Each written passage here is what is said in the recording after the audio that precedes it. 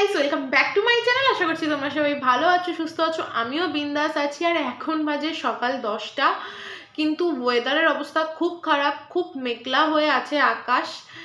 তো ঘুম ঘুম চোখে সবে ঘুম থেকে উঠে কোনো রকমের ড্রেসটা পরে, এখনও চুল ফুল না আছেই, আগে আমি পার্লারটা ওপেন করলাম।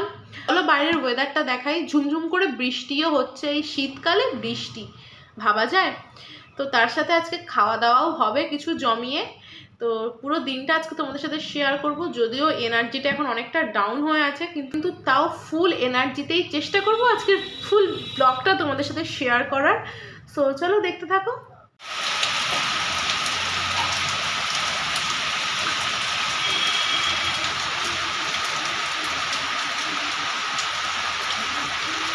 তো এই বৃষ্টি বৃষ্টি ওয়েদারে আমি আর নিজেকে কন্ট্রোল করতে পারলাম না। সকালে খিদেটাও পেয়েছিল বেশ জোরে, আর কিছু না খাওয়া অবধি না আমি কোনো কাজে এনার্জি পাচ্ছিলাম না। তাই সকালে শুরুটা করলাম কচুরি দিয়ে ব্রেকফাস্ট করার পর আবার দেখি মা নিয়ে এসছে মাটন কিনে। তো সেই মাটনটাই মা রান্না করবে।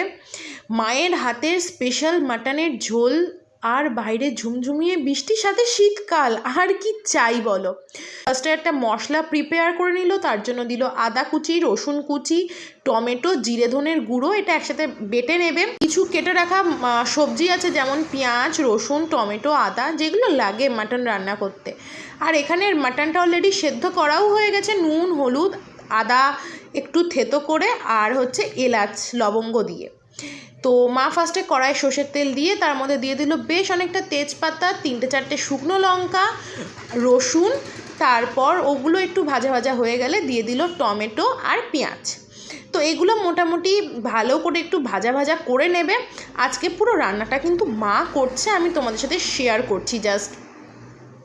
আর তারপর এর মধ্যে দিয়ে দিল কিছু রেগুলার মশলা, যেমন নুন, হলুদ, লঙ্কার গুঁড়ো, আরও একটু জিরে ধনের গুঁড়ো, একটু গরম মশলা, আর টেস্টটা ব্যালেন্সের জন্য একটু সামান্য চিনির দানা।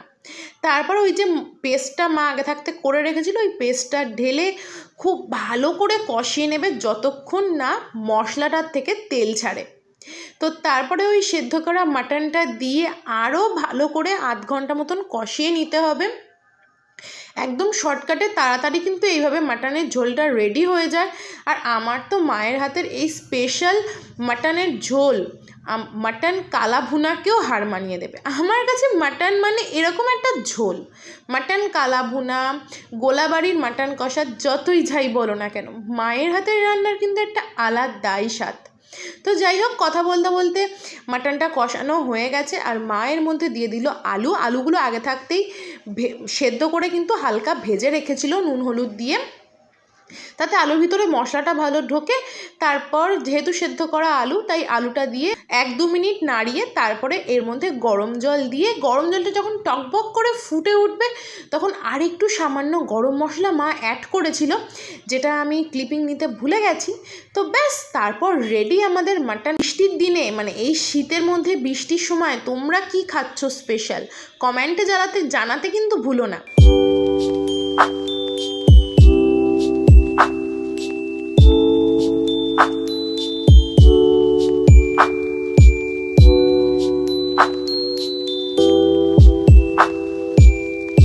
আর এই যে আমার লাঞ্চ সার্ভ করা রেডি, ধামসা আলু, সাথে একটুখানি মাটনের চর্বি আর অনেকগুলো মাটনের পিস, ব্যাস আর কি চাই। তো খাওয়া দাওয়া করে একটা হালকা করে ভাত ঘুম দিয়েছিলাম। আর তারপর এখন আমি তোমাদের সাথে শেয়ার করব ঘিয়ের রেসিপি। মানে আমাদের বাড়ির পাশে একটা মুদিখানার দোকান আছে, আর সেখানেই এখন মোটামুটি সপ্তাহে ওই 2-3 দিন করে ঘি বানানো হয়। তো সেটার রেসিপি ভাবলাম তোমাদের সাথে আজকে শেয়ার করি। তো বেসিক্যালি এনাদের সাথে কথা বলে যেটা জানতে পারলাম, যে দুধের থেকে যে ক্রিমটা ওঠে সেই ক্রিমটা দিয়েই এনারা ঘি বানান। মানে ক্রিমটা ওনারা কিনে নিয়ে আসে ওনাদের গ্রাম থেকে, ওনাদের বাড়ি শান্তিপুর। তো সেখান থেকে ক্রিমটা নিয়ে আসে, আর এসে তারপর একদম আমাদের সামনেই ওই ক্রিমটা কড়াইয়ের মধ্যে দিয়ে সেটাকেই জাল দিয়ে ঘিটা বানাচ্ছে। পাচ্ছেন। তো দেখো এটা কিন্তু কিছুই না, এই ক্রিমটাকেই আস্তে আস্তে জাল দিতে দিতে আস্তে আস্তে এই ঘিয়ের কালারটা আসছে। মোটামুটি এই সাদা কালারের ক্রিমের থেকে এই ঘিটা হতে 1.5 থেকে 2 ঘন্টা কিন্তু টাইম লাগে। আর দেখো এখন প্রায় ঘিটা হয়ে গেছে। এরকম ঘিটাকে একটা ডাবু হাতার সাহায্যে ঘিটাকে নাড়িয়ে দিচ্ছে। আর দেখো ওপরে গ্যাজা গ্যাজার মতন একটা জিনিস হয়েছে, যেটা হচ্ছে ঘিয়ের ছাঁচ। যে ছাঁচটা মাছের খাবার হিসাবে মাছ ধরার জন্য ইউজ হয়, আবার অনেকে হচ্ছে ছাঁচটা কিন্তু ভাত দিয়ে মেখেও খায়। আর এই ছাঁচের তলায় আছে ঘি।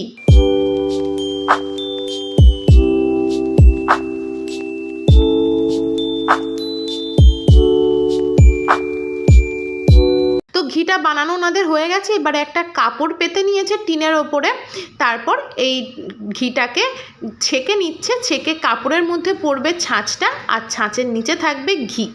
তো এটাই হলো ফুল প্রসেস। এখন ঘিটাকে একদম সর্ষের তেলের মতন লাগছে দেখতে। এটাকেই 24 ঘন্টা টাইম দিলে কিন্তু পুরো জমে যাবে।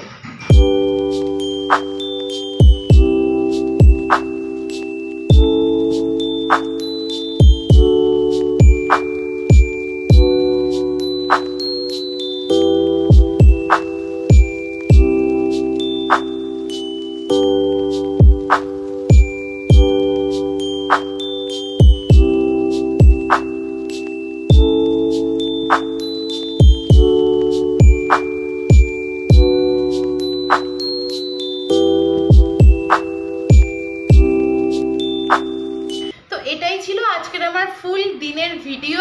এখন বাজে রাত্রি 8:30।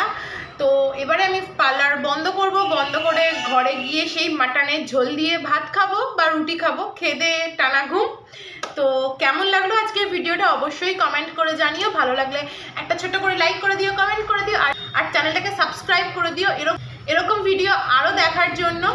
আজকে কিন্তু আমি তোমাদেরকে দুটো রেসিপি তোমাদের সাথে শেয়ার করলাম। একটা মাটনের ঝোল আর একটা হচ্ছে ঘিয়ের রেসিপি। দুটোই কিন্তু আমাদের বাঙালিদের খুবই প্রিয় এবং গ্রাম বাংলার একটা দুটোই জনপ্রিয় খাবার, ঘি আর মাটনের ঝোল। তো চলো আজকের ভিডিওটা এখানেই শেষ করছি। বাই।